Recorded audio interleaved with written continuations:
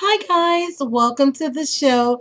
Couple of things. I am really a little bit of laryngitis, but I love you guys so much. I'm here anyway, and I'm a little tan too. I don't know. It's been really warm in our city, and it's like in the 90s. Let me move over just a little bit. There we go.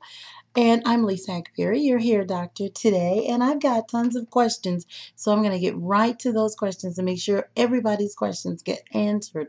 Let's see. It says, do you feel that coconut oil is another good oil for the hair? I think that coconut oil is a great, I would say, filler oil or oil that can help to blend other oils.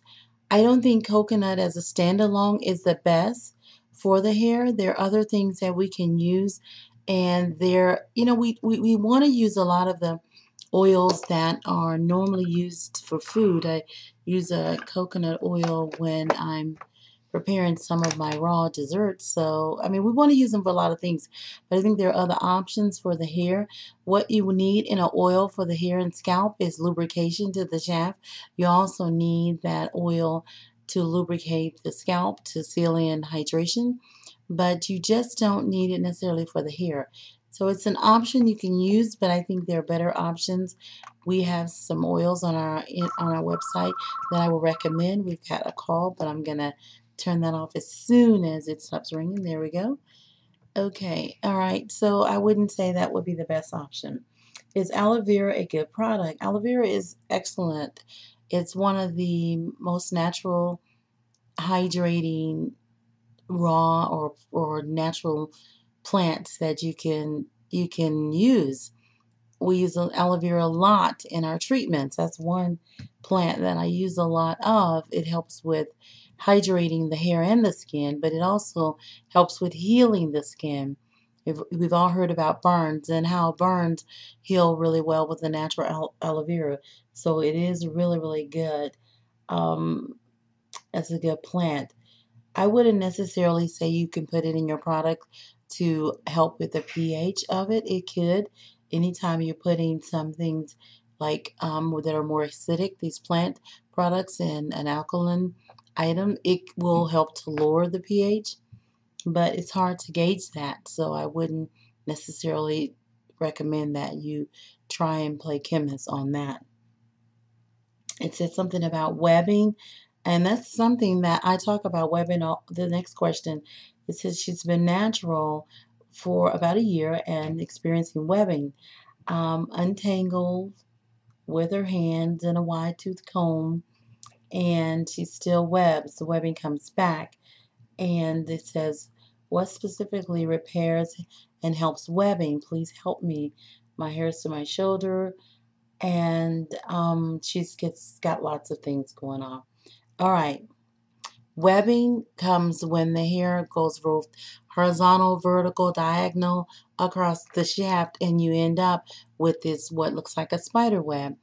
Well, if you detangle with your fingers and a comb, you can, even though the comb is large tooth, you can end up tearing the hair. So you want to, with your fingers, not open the fingers, but you want to use the thumb and the fingers or the forefinger, and you want to apply your leave-in conditioner into those areas so that you can press it into the core of the tangle or into the areas where the webbing is attached, and that will help a tremendous amount.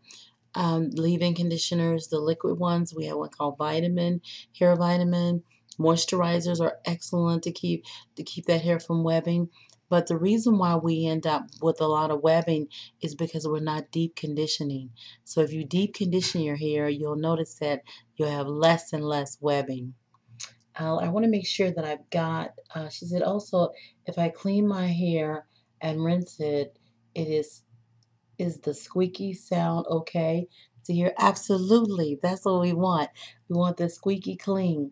Does that mean my hair is too clean? Or some people may say that, and I know that. Some people will say that, but squeaky clean is a good thing. You don't want to strip the hair, but you want to squeaky clean but still feel soft. That's the difference.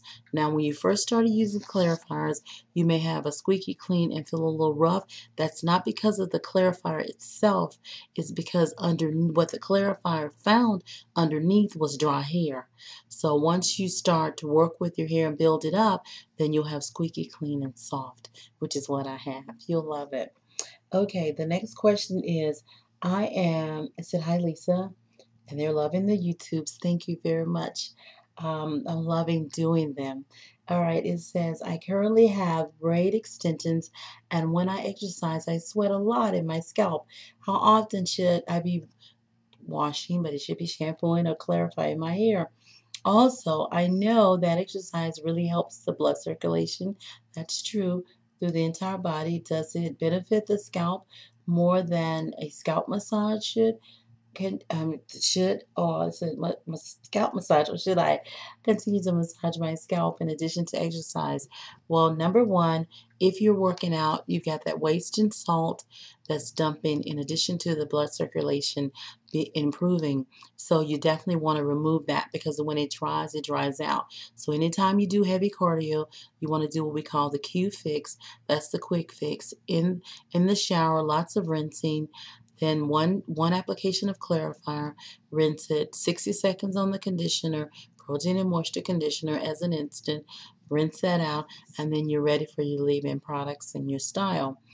And as it relates to massaging, if you exercise and increase the circulation, it does. But if you want to, it does increase the circulation. But if you want to deal specifically with the follicle and around the follicle, those little teeny, that little teeny organ, the hair follicle, if you want to deal with increasing circulation around it, then the scalp massage is very beneficial.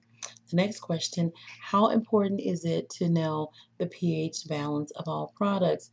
Should I buy a pH testing strips and test all my products? And if so, what numbers should I look for? Please help. And this is from Nita. Well, listen, I think the most important is to check the pH of your shampoo. Anything that's going to clean the hair, that's the one you want to check. And the pH strips are available. Yes, you can definitely use those. They're not always as precise as they should be. So give or take a point or two, you might. But that's something you got to be careful with. You want 4.5 to 5.5. And just ask the manufacturers. They'll volunteer. But the shampoo is the one that you really want to watch for. It says, I wanted to ask, these SLS, is it really bad for your hair too? I should avoid it at any cost. What about your thoughts on this ingredient? I really, and let me finish the question. Also, should I be washing my hair, shampooing my hair after every workout? And then says also sealing. What is this and what seals moisture in hair? Are leave-ins not enough? Okay, first question about the sodium lauryl sulfate and all of the SLS.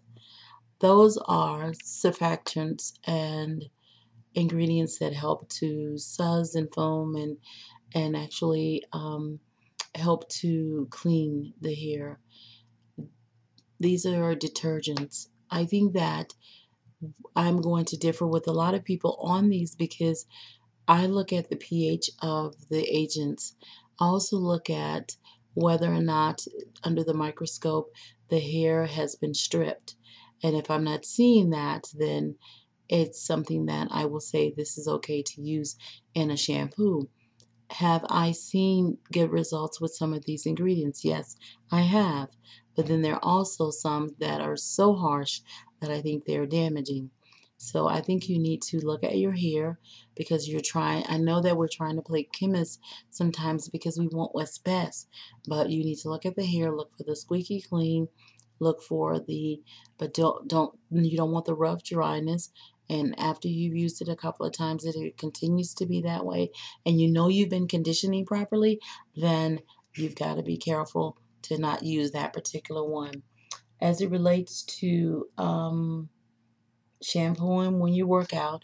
As I said earlier, you want to make sure that you do shampoo when you're working out, as long as you're using just your clarifier, and only when you're doing the heavy cardio.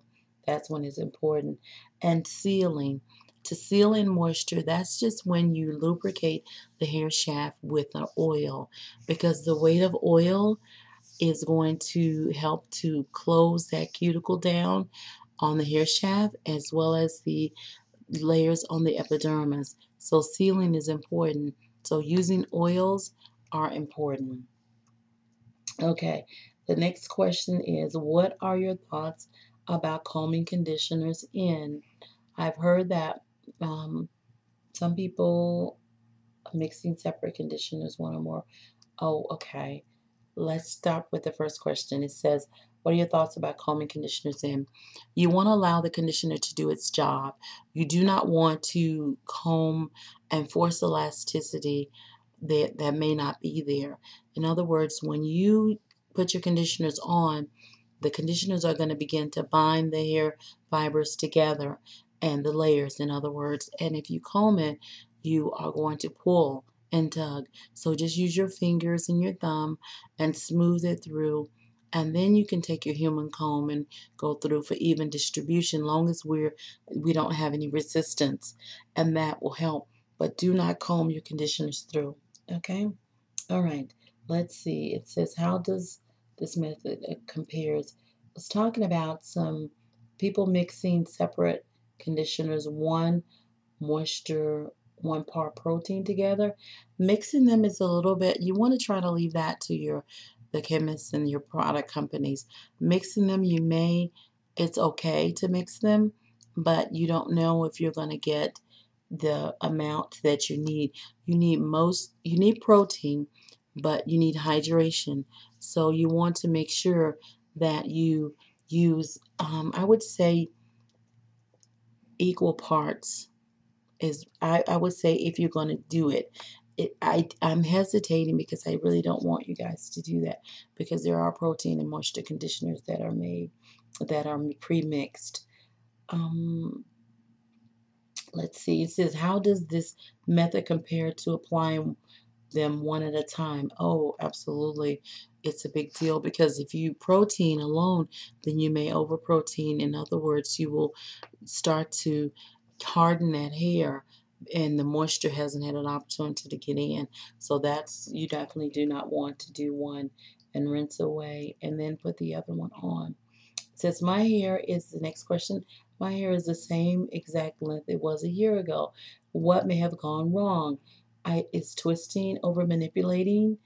That was the question about it. Listen, if your hair is the same length as it was last year as it is now, then you probably broke the hair, especially if you have hair that's growing from the scalp. So you want to look at, I got something white on my arm. You want to look at your technique on how you handle your hair. On my website, on my natural hair page, you want to look at the detangling techniques, the shampooing techniques, the combing techniques, and that'll help you out a lot, okay? But yes, that may mean that you have developed short hair syndrome, and that's where your hair grows and breaks and grows and breaks. And the information about short hair syndrome is on my website as well. Okay, next question. I like to get my hair shaped. And she said, I think that may be a 2 or 3 part question. I like to get my hair shaped, but I don't trust the salon stylist. She said that they always want to flat iron my hair first and then cut it in a decent shape. How can I do this on my own? Well, I wouldn't cut my own hair, so I can tell you I don't recommend it. You can part your hair in 4 sections, hold it straight down, and cut the ends. That's the way you can cut it, but to go throughout the body of the head, it's going to be a little challenging. I will say this. the reason why your stylist wants a flat iron is because she wants to make sure that she can see the line where her guideline, and that's not a bad thing as long as she doesn't overpress the hair, so that she can see the guideline. When it's really curly, it's hard for her to get the see the guideline, but with enough tension on the hair when she's cutting, then she should be able to see it okay. All right, it says, what's the difference between your hydration moisturizer and the Moisture Plus Moisture? Well, the hydration moisture is very wet. It has more humectants in it, and it softens. The weight of it is very small, and it goes right into the cuticle. The Moisture Plus is a little bit more dense, and it doesn't go into the cuticle as far as the hydration moisture. If you have extremely dry hair, you need the hydration moisture. If you don't, then the Moisture Plus should be enough for you. Okay, it says, next question is, can you please let me know if, let's see, let me know if hair growth can be impacted by the use of sulfur when used externally with products on the scalp or taken internally with supplements. Well, I can tell you right away that it should make a difference with how your hair grows in the internal portion of the follicle. The external portion, it's not going to affect the way it grows. It could affect how you obtain length, because it's going to give you some covering over the hair. I don't recommend that you try and rely on this as a product that's going to grow your hair. I want you to start looking at your growth line and make sure that your hair, you are getting a nice growth line right at the scalp, especially with natural hair. And with relaxed hair, you'll be able to see that little line kind of wiggle from the scalp. You want to see that on a regular basis, and then you want to look at how your ends are being treated. My recommendation is to hydrate, and then on top of that, lubricate. So moisture and then oil on those ends, and I can assure you, you'll start seeing more length. Oops, there's another thing that's happening here.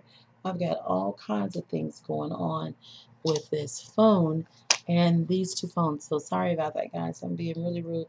I didn't turn anything off today. Okay, it says, the question is, I read that there is a difference between clarifying shampoos and chelating shampoos. Oh, does the shampoo in your product line have any chelating properties?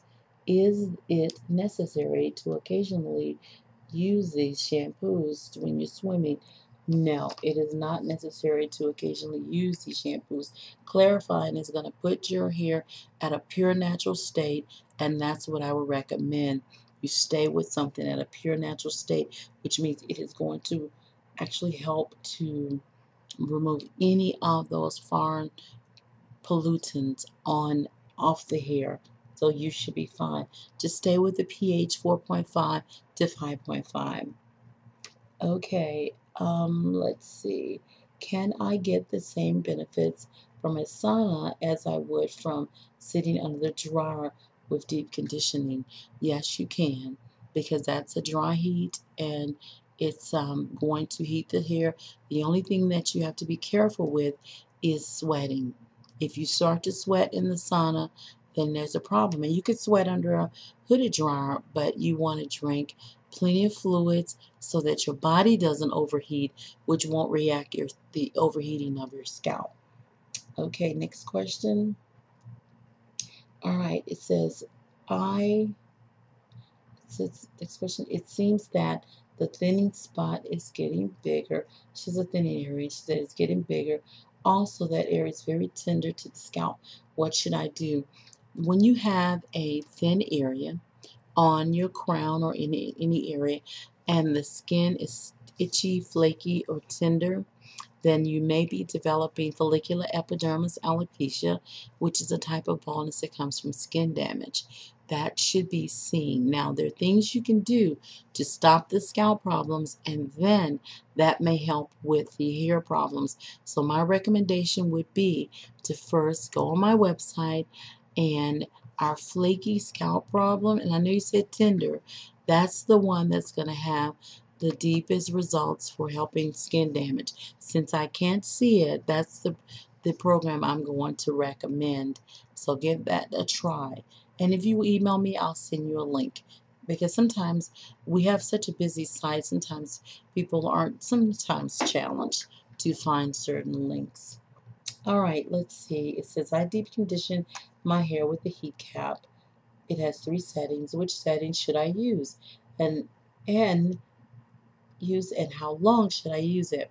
Well, I don't recommend heat caps because the tendency for the scalp to sweat is greater when you use heat caps. So I recommend the hooded dryer. But if you're going to use a heat cap, I would use it on the lowest setting. Next question.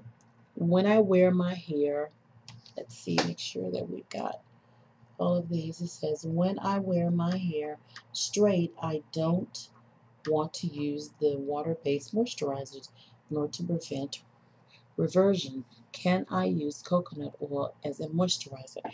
Well, coconut oil is not a moisturizer. We have a product called Cool Down, and that would be great. I'm just going to recommend it because that's the one I can think of right now. You want to make sure you cool the hair down. You don't want to overheat, so you want to be careful with the oils you use. Jojoba would be the closest to skin oil. Okay, it says, I am looking for a deep conditioner that is both strengthening and hydrating. What do you think about the conditioner? I think there's some names that she has there. Organic root stimulator and hair mayonnaise, intensive conditioner treatment, whole egg. Oh, she's got a lot of things named here. Well, I'm looking, you want to look at the protein and the moisture. Now, if that's not what the conditioner says, it's probably not going to give you those things. So if you're going to find that, the male is not going to be a hydrator. It's going to give you a little bit of protein. I'm just not, I don't think I would recommend. But again, I try to stay away from saying bad things about other products. But I do want to say this. There are a lot of good products out there. You're going to have to test the waters. I have a product called, it's a deep penetrating protein and moisture that I would recommend. But if there's something that you're using and is working well, then you continue using it. Okay, the next question, it says, I blow dry my hair once a week. Should I use, excuse me, should I use more protein-based products to keep my hair strong right now, or use deep moisturizing conditioners that doesn't contain protein? Again, my take on this is to use a protein and moisture together. Very important. And if you're going to blow dry, I recommend that you be careful to put your leave-in conditioner on. Let your hair sit for about 60 seconds. After that, then you start blow drying. Those bonds will begin to reform, the hydrogen bonds, and it won't have as much of a damaging effect on the hair. Also, make sure that you fan dry and then go in with your attachment. No brushes, and do not pull the hair. And if you see hair flying in the air, you know that's too much. But do not use any attachment that holds the heat against the hair that way. So be careful. All right, let's see. The next question said, can you deep condition hair with an instant conditioner? Instructs you to leave it in a few minutes and rinse. Deep conditioner, if you use a hooded dryer that had oils and conditioners, jojoba, such as jojoba and coconut. Okay. Deep conditioner, in order to get your conditioner to go deep in the hair, you need 2 things. Number 1, the molecules have to be small within the conditioner, and you're not going to know that. So it needs to say deep. If it says instant, it probably is an instant conditioner, which means that it's going to give you temporary results. It's not going to really do a lot of repair. Now, the second thing you need is to sit under a dryer with that conditioner, and you want the temperature to be at least on medium setting, and that's going to give you about 60 degrees of heat for optimum penetration. That's my recommendation on that. It said, did you already discuss porosity? I looked back and didn't see anything. Porosity issues, and why some people can't seem to keep their hair moisturized. I moisturize my hair every day with shea moisture products, and it's always dry. The moisture doesn't even last today. It's not just these products, it's everything I use. Okay, if you're using products and you can't seem to hydrate, then you're going to have to go through a detoxing technique with your hair. And the way you're going to do that is by putting on your clarifier on the dry hair, massaging it through, putting cotton around your head, and then sitting on the dryer. And while that's sitting, let the dryer, make sure the dryer is on high. What happens with porosity problems, many cases we have such a horrendous buildup, we're not able to get the conditioner in the hair in order to benefit from our moisturizers. The other thing, if you're breaking, I don't know, you didn't mention that. If you're breaking, then that means that you've got some exposed cortex. Those layers are exposed. So then you have to do the repair first. And all of that will make the cuticle more compact, so it opens and closes as it should, and your porosity is more equal.